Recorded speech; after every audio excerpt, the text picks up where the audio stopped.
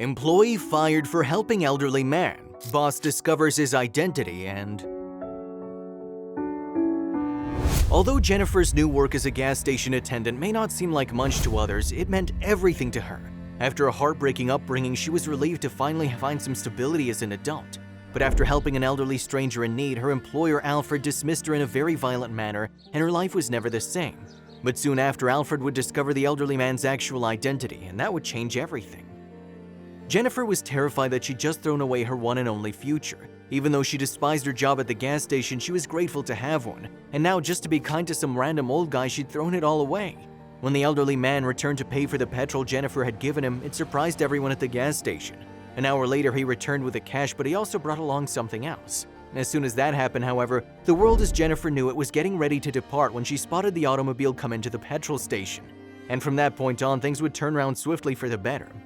And so, why did Jennifer want to aid this mysterious elderly man? Who was he, and what did he bring that altered the course of history for her? Since its inception, Jennifer Miller's life has been fraught with difficulty and uncertainty. Jennifer's mother passed away from pneumonia-related issues when Jennifer was 5, and the kid was left to live with her alcoholic stepfather for 2 years. He never showed much interest in the girl. If the neighbors hadn't notified social services, it's unclear what the girl's life would be now. The neighbor was quite concerned about Jennifer. Without hesitating, he dialed 911 and asked for assistance from social services. As fate would have it, they took her call seriously and arrived shortly afterward to have a look at the problem for themselves. The social worker had been taken aback by the dire circumstances in which they discovered poor Jennifer. They were all aware she needed help right away. A youngster shouldn't be subjected to this kind of atmosphere while developing. The social workers were obviously very affected by the terrified young child. She regarded them with a helpless expression of prey animal trapped in a snare. At the same time, Jennifer's stepfather was too inebriated to communicate. When they questioned why his home was in such disarray, he waved them away like they were insects and swaggered into another room. The reckless actions of the drunkard ensured Jennifer's tragic future. Placing her in an orphanage against her will, the child struggled greatly to adjust to her new surroundings. Little Jennifer may have been nervous at first, but she soon began to feel like a valued member of a warm and welcoming family with the assistance of her attentive and skilled caregivers. Jennifer, who'd grown up in an orphanage, left at the age of 18 and had no idea what was ahead of her as she began her new life without her loving foster parents. The girl left her childhood behind and joined the adult world, where she must now find her place. First, Jennifer found a solution to the problem of where to live by applying to an orphan aid fund and receiving a modest home on the outskirts of the city as a gift. The area she found herself in was not exactly safe, but the young lady had nowhere else to go. She took life's challenges in stride, learning humility from them. As a result of Jennifer's newfound independence, she could begin actively seeking employment. Jennifer hadn't been able to complete her schooling because of the difficulties she had as a youngster. Nevertheless, she was still adamant about her quest to get a position she loved. In reality, it was far more challenging than she'd anticipated. She called potential employers several times in the hopes that one would be willing to hire a bright, energetic, and industrious woman. She was never accepted, however, since she never quite fit the bill. However, she eventually responded to an ad for a position at a nearby gas station. Jennifer knew this wasn't the ideal job for her, but she understood the need of getting experience. Who knew how much she could develop in that environment? She made the call to the proprietor and decided to go for it. Who knows, maybe this was her last best opportunity at landing a job that would provide her with financial stability. She dialed the gas station owner's number with a pounding heart. A middle-aged guy who identified himself as Alfred Patterson answered the phone. "Sounds like a great guy," Jennifer said. She was phoning in response to the newspaper ad she'd seen for the position. When Alfred informed her they were always in need of help, he seemed really ecstatic, particularly when he mentioned how much they liked to work with attractive young women like her. To help Alfred get to know Jennifer better, they planned to meet for an interview the next day. Optimistic Jennifer had a renewed sense of hope the next morning. She anticipated the meeting with Alfred with excitement, certain that she would be able to persuade him to hire her. Because Alfred had said that he was on the lookout for attractive and energetic young women, she'd done her best to prepare for the role. With a cheery expression on her face, she drove to the petrol station. However, she genuinely had no clue the guy she was seeing was this. "Yes, I'm actively seeking help, and a young lady as lovely as yourself would be ideal for the position," the gas station owner added with his signature oily grin. Jennifer said, "Thank you, sir. I'd be very glad for any work." The lady had the uneasy sensation she was being scrutinized at every turn. But she was overjoyed to have secured employment at what seemed to be heaven on earth. Jennifer shared her gas station workplace with 2 other young ladies and a clerk. The 2 other females were acting quite strange, though. Sally and Rose had known one another since they were in high school, so it was natural for them to keep to themselves and take their time warming up to Jennifer. In addition, the women were involved in a gas scam of some kind, which explains why they always seemed to have extra cash on hand. Sally even worked up the nerve to invite Jennifer to join in on the con at some point, but Jennifer turned it down. It's very disappointing. After all, no one in the customer base would notice, and you'd gain a few bucks. You probably need the cash. Disappointment showed on Sally's face as she said that. Jennifer responded with a hesitant grin and a shrug of her shoulders. Jennifer was raised without a parent or guardian, but it didn't make the idea of stealing or lying to customers any more appealing. One day, Jennifer heard a peculiar squeak as she walked by the garbage cans on her way home. The lady stopped and looked around before she decided she located the source of the noise. As Jennifer flipped over the bare cardboard box, she saw a little kitten hiding inside. "How'd you get here, dear?" the lady questioned. Realizing the kitten had little chance of survival without her protection and sustenance, she picked it up and held it. After Jennifer fed the kitten some milk, she brought it home and gave him the name Thomas after everyone's famous cartoon character. In the future, Jennifer would always be welcomed with a fluffy ball of affection when she got home from work. These happy times let her forget about Alfred's constant irritation.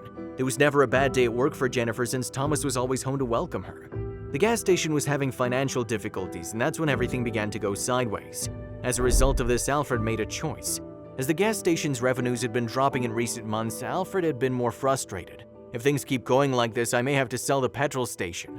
For this reason, Sally and Rose, two of the owner's favorite workers, may want to start exploring for alternative employment opportunities while they still can. What Alfred told the two young women astonished them.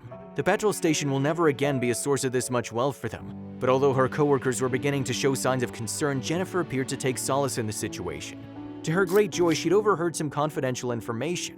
The prospective buyer of the petrol station described himself as a serious guy who'd earned his fortune in the gold mines of Alaska. Since she was an excellent and trustworthy worker, she didn't mind who the new employer would be.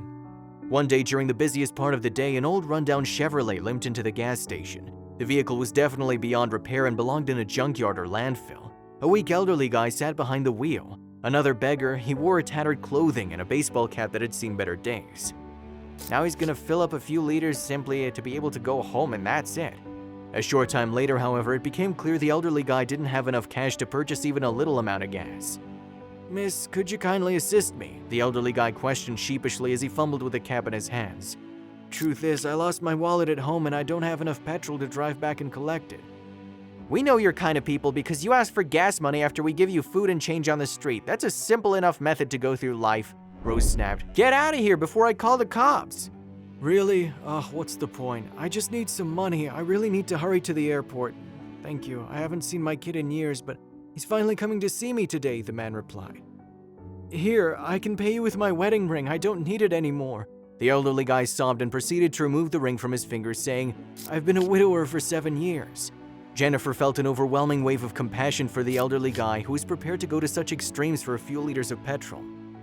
"I'll help, but I don't need the ring, please," she responded. "I trust you and I'll fill you up." She then started unscrewing the top from the tank of the elderly man's Chevrolet. Sally and Rose exchanged a knowing glance and promptly called Alfred to report the event. Having filled up the man's tank, Jennifer recorded the full amount to be deducted from her own salary. But the lady didn't seem to care. Immediately after the elderly guy departed, the gas station's proprietor Alfred barged inside, his expression contorted with rage. "Jennifer, who do you think you are? Maybe you forgot. I'm still the owner of this gas station. It bothers me when people give out free petrol, and I'm still in charge here," Alfred yelled. Jennifer protested softly, "I understand, sir, but I made it out of my salary." The proprietor of the gas station gestured to the bewildered worker to leave the building and informed her she'd been dismissed. Jennifer dried her eyes and started getting her belongings together. The orphan had no way of knowing that her life would take such an unexpected turn. Why was Alfred being so obnoxious now? Even more valuable than the little amount of petrol he'd placed in his car was the man's willingness to give up his wedding band. Still, Jennifer felt certain that she'd made the proper decision, and now she was unhappy because her good deed had backfired. The gas station attendants must have been shocked to see the identical Chevrolet return an hour later, though. It seemed unbelievable to Sally and Rose. Is it possible he returned to pay for the petrol he used? The only difference is that a young man with a suit and sunglasses was now behind the wheel, and the elderly gentleman was now relegated to the passenger seat. Jennifer was packing up the few belongings she'd brought to the station when the elderly man ran up to her. "Hey, miss, here's the money. My name's Henry Matthews, and that handsome man wearing glasses is my son George. Thank you so much for your help. If it weren't for you, I would have been late to pick up my son. Thanks to you, I got there in time," the old man said. He said he lived several years in Alaska and had now decided to come back home. He explained when handing her the money, "Thank you very much." Thank you, but if you don't mind, give this money to the cashier. I don't work at this gas station anymore. I've been fired. Jennifer answered, embarrassed. What do you mean fired? If you were terminated, who did it? Those people were in the wrong. The elderly man's son overheard the whole discussion and was surprised to learn, I've already paid the first payment of this petrol station, and according to the agreement, after paying the whole sum, I become the legitimate owner. Jennifer had no clue what the visit would trigger. Is that you, Mr. Matthews? Alfred said. George was furious and Alfred tried to explain, I didn't know this man was your father, but George was undeterred. The businessman called his manager and gave fast instructions for the final transfer, thereby becoming the legal owner of the gas station immediately upon making the full purchase price payment. George then declared himself the new proprietor of the petrol station. Jennifer's face brightened up with a radiant grin at the sound of his words, enhancing the already stunning appearance of the young ward of the state. A lot of tension had built up and finally Alfred Patterson decided to go. He knew well enough he would no longer be welcome there. George's decision to terminate Alfred set in motion a number of other staff shifts. In fact, George began commending them for their exemplary conduct and efforts. He was keeping tabs on anybody he believed to be an asset to a business. Even though he had his reservations about Sally and Rose, he had great plans concerning Jennifer. Despite the absence of their patron, a month passed quickly. Once Sally and Rose realized they would no longer get away with their small thievery, they stopped trying to pull their con. But the new owner's adjustments came as the biggest shock to Jennifer. He promoted her to oversee all of his citywide service stations, and she felt like her life was finally getting in the right direction.